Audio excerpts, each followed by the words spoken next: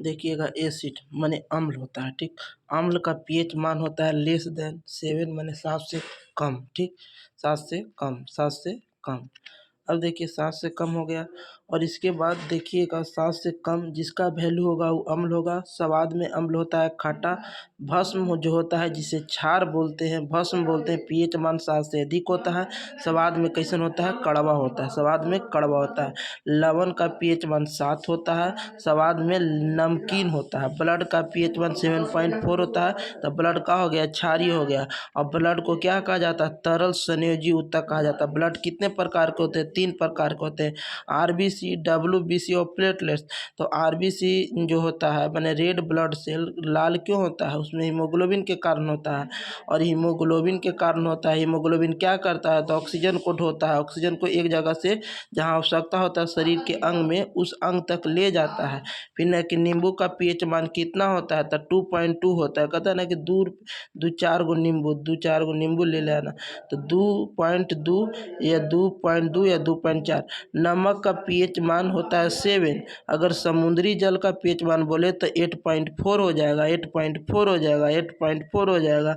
अम्लीय वर्षा का पीएच मान, अम्लीय वर्षा हम कब बोलेंगे? एक होता है समान वर्षा। अगर वर्षा का पीएच मान 5.6 से कम हो जाए तो उसे बोलते हैं अम्लीय वर्षा। उसी तरह होता है मुँह, तो मुँह का पीएच मान अगर 5.5 से कम हो जाता है ना तो सड़ने लगता है दांत और गिरने लगता है। इसे अम्ल ये भी अम्ल के कारण नहीं होता है, जैसे दांत का सड़ना। इसमें जो होता है ना पीएच, यहाँ पर पीएच होगा, पीएच पीएच स्केल का खोज सोरेनसन नामक वैज्ञानिक ने किया था। एक होता है अम्लराज।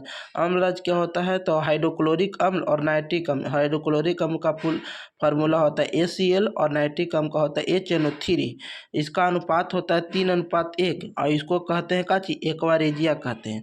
एक्वारेजिया क्या होता है? इसमें जो बहुत कम अभिक्रियाशील धातु जो होते हैं उसको घुलाया जाता है, इसमें अभिक्रिया कर लेता है। इसमें जैसे गोल्ड को, चांदी को इसमें डालेंगे तो पिघल जाएगा, लिक्विड हो जाएगा।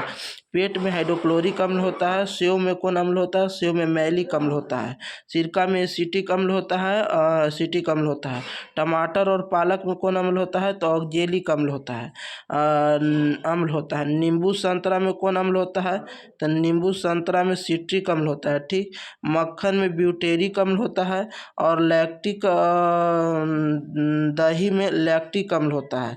इमली में और अंगूर में टार्ट्रिक अम्ल होता है। देखिए अंगूर का यहाँ पर पिक्चर डाल दिए थे। उसी तरह इमली में भी टार्ट्रिक अम्ल, इमली टार्टरिक अम्ल और अंगूर में टार्ट्रिक अम्ल, दही में लैक्टिक अम्ल, मक्खन में ब्यूटरिक अम्ल, नींबू और संतरा में सिट्रिक अम्ल, टमाटर और पालक में ऑक्जेलिक अम्ल, सिरका में एसिटिक अम्ल,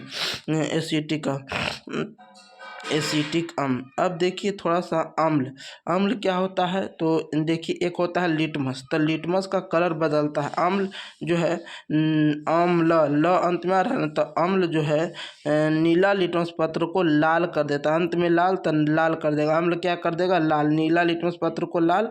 और क्षार जो होता है, भस्म जो होता है, लाल लिटमस पत्र को नीला कर देता है, लाल लिटमस पत्र को नीला कर देता है।